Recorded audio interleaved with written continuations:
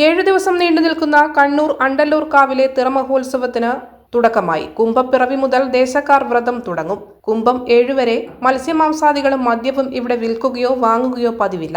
അപരിചിതരെ പോലും അവിലും പൊരിയും പഴവും നൽകി സ്വീകരിക്കും. ഉത്സവനാളിലെ ഉപയോഗങ്ങൾക്കായി ദേശത്തെ എല്ലാ വീടുകളിലും പഴക്കുലകളും മലരും അവിലും ശേഖരിച്ചു വയ്ക്കും.